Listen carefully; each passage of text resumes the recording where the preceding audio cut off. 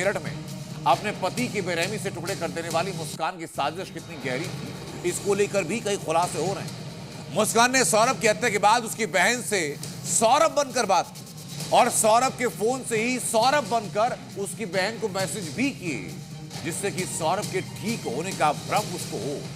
और दावा यह भी है कि मुस्कान की स्प्लिट पर्सनालिटी थी, हरकतें बेहद अजीबोगरीब।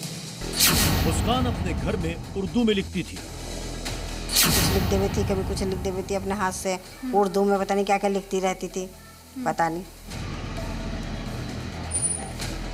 सिंदूर से घर पर जादू टोना करती थी, ऑरेंज वाला सिंदूर होता ना, उसको बोल के जगह जगह पता नहीं क्या क्या लिख रही है, उर्दू भाषा में लिखती रही। मुस्कान साहिल को शंकर बुलाती थी, शंकर, फिर इन्होंने बोला ना शंकर नाम लिखवा दो, दोबारा मैसेज कर रहा हूँ शंकर लिखवा दो, बाबा नहीं शंकर। और दिल में नफरत के बाद भी सौरभ के साथ पार्टियां करती थी। मेरठ की रहने वाली मुस्कान रस्तोगी, जिसने अपने बॉयफ्रेंड के साथ मिलकर सौरभ का बेरहमी से कत्ल कर दिया, वो क्या थी, कितनी शातिर थी और कितनी बहरूपिया थी, इसका अब खुलासा होने लगा है। मुस्कान एक तरफ तो सौरभ को मारने की प्लानिंग में लगी हुई थी, तो वहीं दूसरी तरफ उसके साथ डांस भी कर रही थी। खुद ही अपनी मर्जी से सौरभ से लव मैरिज कर ली और फिर अपनी ही मर्जी से उसे धोखा भी दे दिया। एक तरफ वो अपनी बेटी के साथ रहती थी, तो दूसरी तरफ तंत्र मंत्र भी किया करती थी, जिसका खुलासा खुद सौरभ की मां ने किया है। सौरभ की मां के मुताबिक मुस्कान घर के कोने कोने में उर्दू में लिखा करती थी और सिंदूर का इस्तेमाल कर कई जादू टोना किया करती थी। ऑरेंज वाला सिंदूर होता ना, उसको बोल के जगह जगह पता नहीं क्या क्या लिख रही है, उर्दू भाषा में लिखती रही। इससे पहले उसके बॉयफ्रेंड साहिल के कमरे से भी तंत्र मंत्र के सबूत मिले हैं। ऐसे में सवाल उठ रहे हैं कि क्या सौरभ की बलि दी गई, क्या हत्या में कोई तांत्रिक भी शामिल है? आखिर उर्दू में ही मुस्कान क्यों लिखा करती थी? ये सवाल इसलिए भी उठ रहे हैं क्योंकि मुस्कान साहिल से उसकी मरी हुई मां बनकर बातें करती थी। साहिल को यकीन दिलाती थी कि उससे शादी करके ही उसका भला हो सकता है। इतना ही नहीं, मुस्कान साहिल को शंकर बुलाती थी और दावा यह भी है कि वो खुद को पार्वती कहती थी। उसका ये खुलासा हुआ है उस केक से जो उसने साहिल के लिए मंगाया था।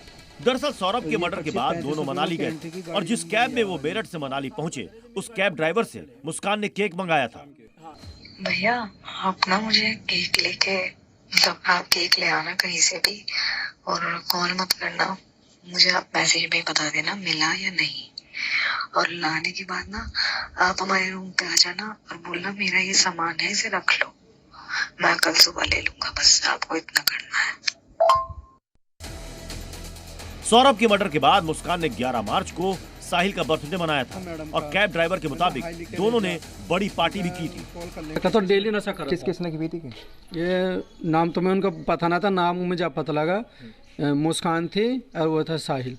दोनों ने ही की थी? दोनों ने ही गाड़ी में आती दफे पी थी, जाती दफे बस वो लड़के सिगरेट पीवा था। जब रूम में जाया था 2 बोतल डेली लावा था अपनी। मुस्कान साहिल को सरप्राइज देना चाहती थी और ये तक कह रही थी कि वो फोन पर बात नहीं कर पाई। जो केक मुस्कान ने साहिल के लिए मंगवाया, उस पर भी हैप्पी बर्थडे शंकर लिखा था। आप मैसेज देख लो, मैं मैसेज पे ही आपसे बात कर पाऊंगी। ये यहाँ पे है ना, तो मुझे सरप्राइज देना है रात को, केक कट करवाना है। भैया आप अभी थोड़ी देर बाद ही ला देना, कोई सा भी केक ले आना, उस पे लिखवा देना हैप्पी बर्थडे बाबा लिखवाना है, ठीक है ना? इससे पहले साहिल के कमरे में भी शिव की तस्वीरें मिली थी, जो कहीं ना कहीं इशारा करती है कि इस हेट स्टोरी में ब्लैक मैजिक का भी एक बड़ा एंगल मौजूद है। ब्यूरो रिपोर्ट, जी मीडिया।